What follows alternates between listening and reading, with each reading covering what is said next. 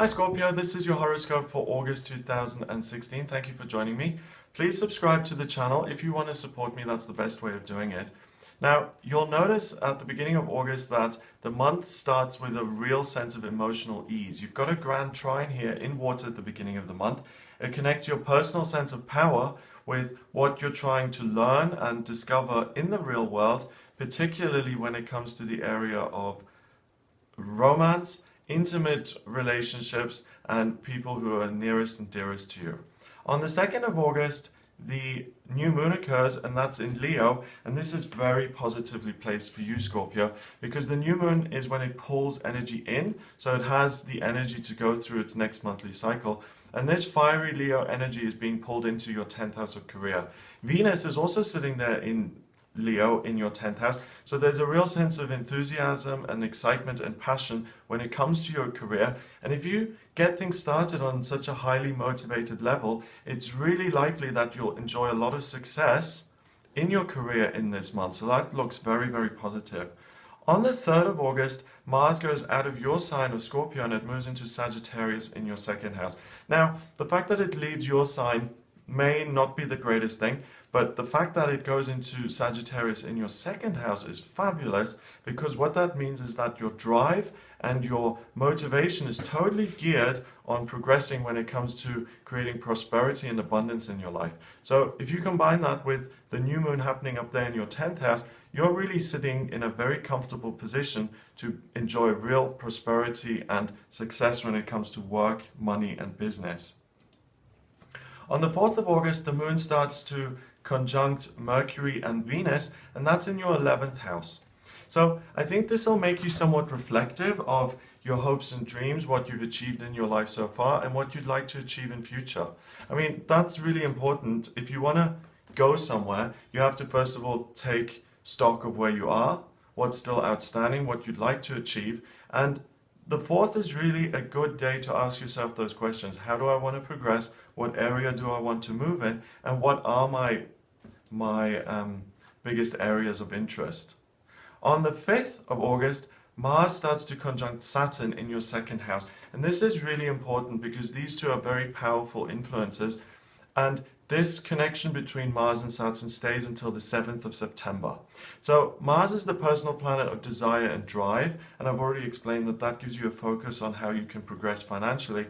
But Saturn is structure and scrutiny and restriction and really building something that's solid and grounded. In Sagittarius, it scrutinizes the path forward. So what that does is it builds in like a quality control mechanism in yourself. So on the one hand, you really have a desire to move forward financially and to take on new projects and to move ahead. But Saturn will say, hang on a minute, let's look at this, see if it's quality or not. Are you going in the wrong direction here? Or is this something that's actually going to work in your favor? And what you'll notice is that with those things together, you will only take actions which are designed for the greater good, that actually help you and that work for your benefit. So trust any decisions that you make when it comes to money and business. It's very, very likely that the decision is a good one, 90% plus. On the 6th of August, Venus goes into Virgo, again in your 11th house, and there's a real sense of being reflective and what is it that I love in my life and how can I create more of that and bring more of it into my life, and how can I let go of things that do not serve me. On the 7th and 8th of August, the moon is now in Libra in your 12th house, and it starts to square Pluto in your 3rd house. So you may be thinking a little bit differently about your work, how you're situated, who the people are that you work with, where the actual working location is, and whether it still meets your needs. So I think you're in the process of an internal stock take. You're asking yourself the big questions. Do I like doing this? Could I do something better? Am I still happy? And it's a nice review period. No one's even prompted you to do this. It's just an internal process that's saying, let's take stock of our lives. And it's a great time to do it. I mean, August is the 8th month of the year. You've still got 4 months to go. How are you going to use that energy most wisely? On the 9th and 10th of August, the moon is now in your sign of Scorpio, and it connects with Black Moon Lilith, which is in Scorpio in your 1st house of self. So you really feel that parts of yourself which have been repressed, which have been discouraged either by other people or by yourself, parts of yourself that you haven't liked or not felt brave enough to actually act out on, you've fragmented and pushed to the side and said, oh, no, I can't do that. So let's brush that under the carpet and leave it there. Those kind of things really reappear in your life, and I think you're comfortable enough to look at them now. Okay? So let's say you're part of a very orthodox religious community, but a part of you has always known that you're gay, and you have not been willing to look into that because it doesn't fit with your community, with the values, but it is a truthful part of who you are. That will reappear and it will ask you, what are we going to do with this? Are we going to be more authentic, or do you want to keep sweeping this under the rug? It's safe and it's okay for you to look at this on the 9th and 10th, and ultimately it's your decision. Whatever that part of yourself is, it doesn't just have to be to do with sexuality. It could be a business venture that you're looking into which your family would not approve of, or it could be a lifestyle or living in a location that would be unacceptable. The decision is yours, but ultimately realize that the more of an integrated personality you become and the fewer parts of yourself that you partition off and dismiss, the stronger of a person you will become. And authenticity is something really important because that's what other people respond to. So in a roundabout way, you're helping improve your relationships by becoming more authentic. On the 11th and 12th of August, the moon now conjuncts Mars and Saturn, which are in your second house. And really all the focus is now on how do I move forward, what's going to work, what isn't going to work. So it's a personal journey of parts of me that I'm comfortable with, but the main focus here is on money and business and how can I be more successful.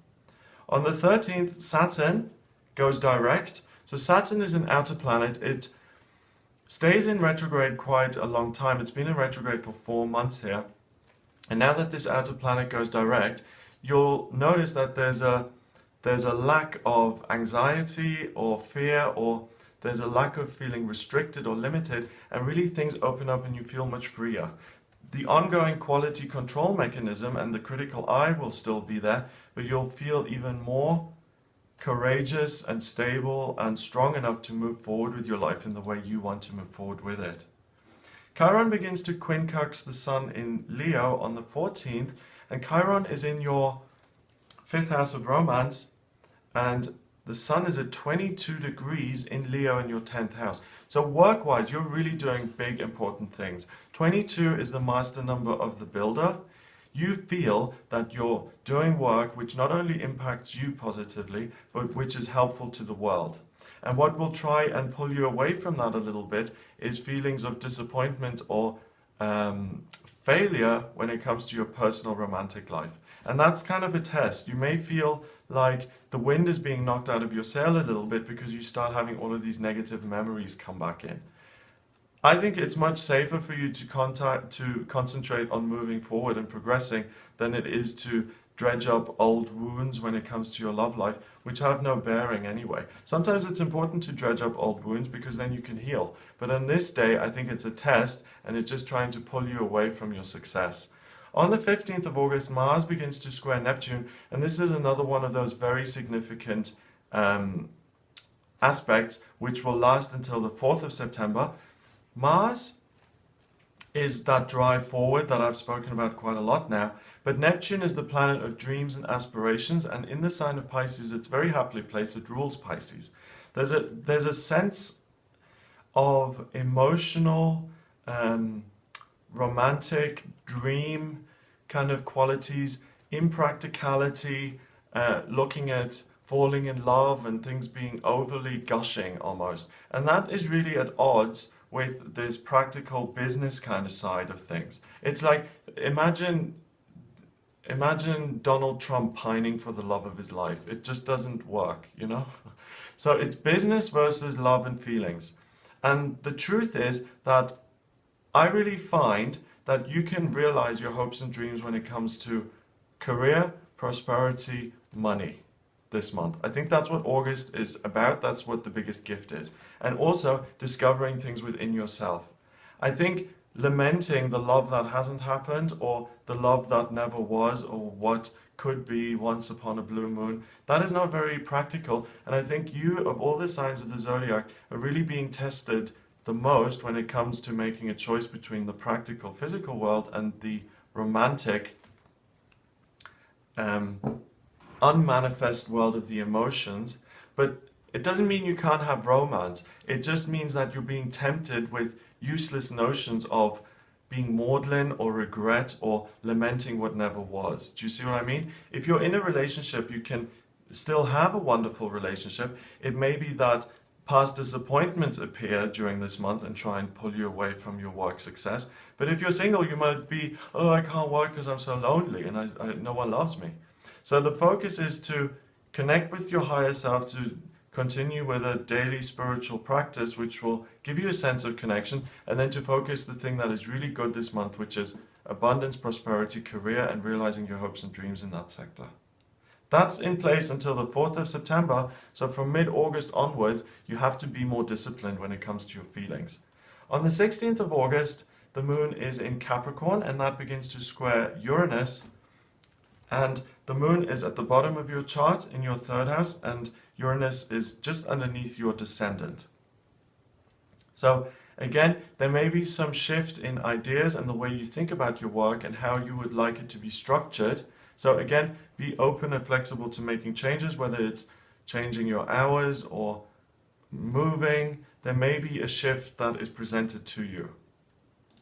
On the 17th, the moon is in Aquarius, and that squares Black Moon Lilith in your 1st house. So now the emotional side of things is within your family situation, and I think if you connect with family on this day, that is what pulls you away from work.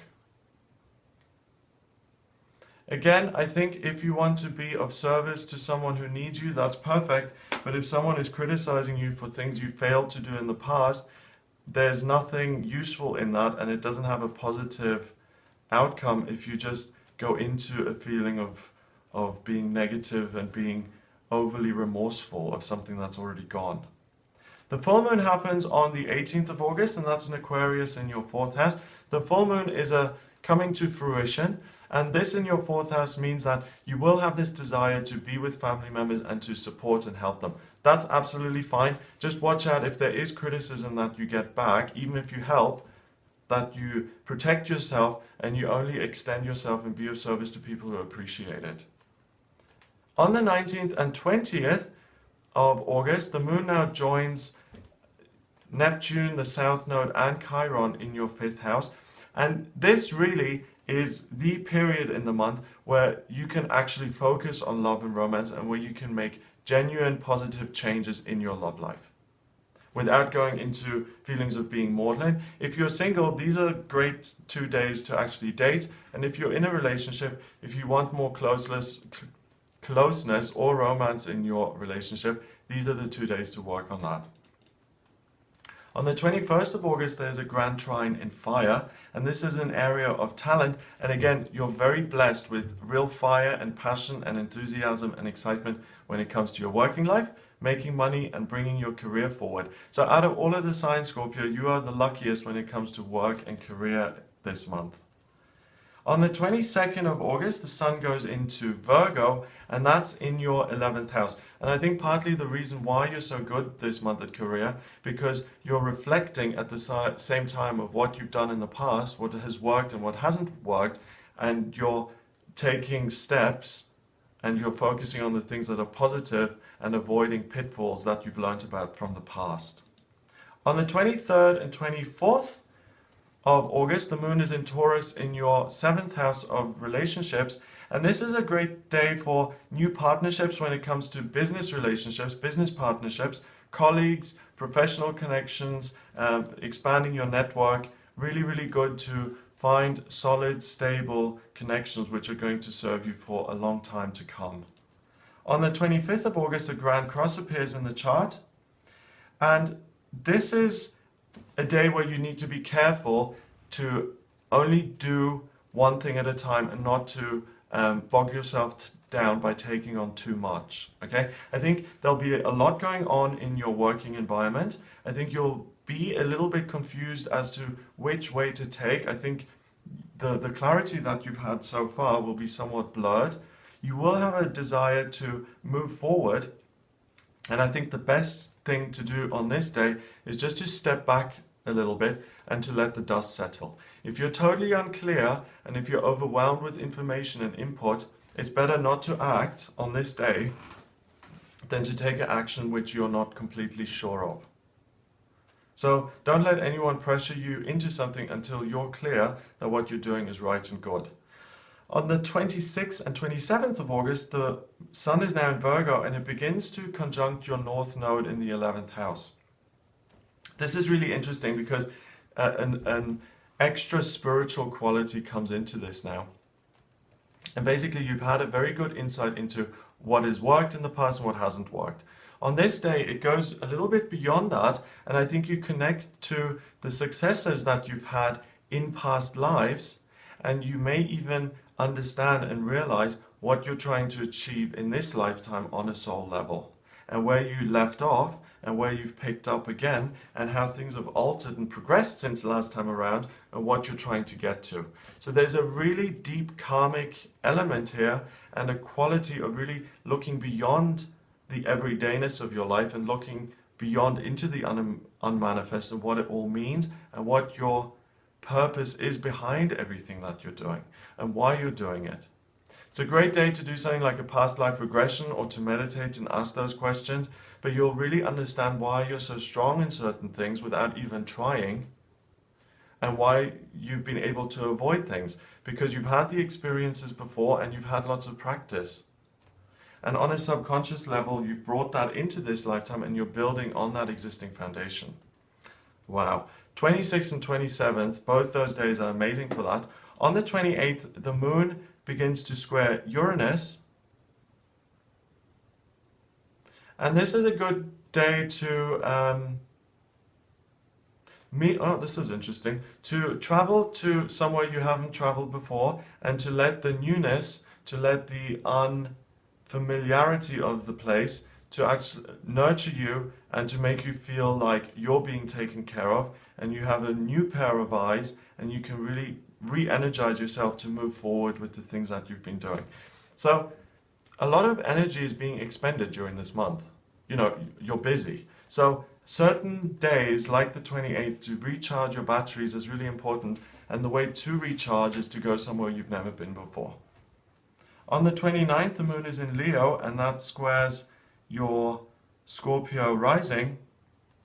So you feel very much yourself, and you feel like you can shine at work. This is a day for public appearances, for launching things publicly, for doing anything that has to do with work that has to be done in front of other people or in conjunction with other people, and if it's filmed, even better.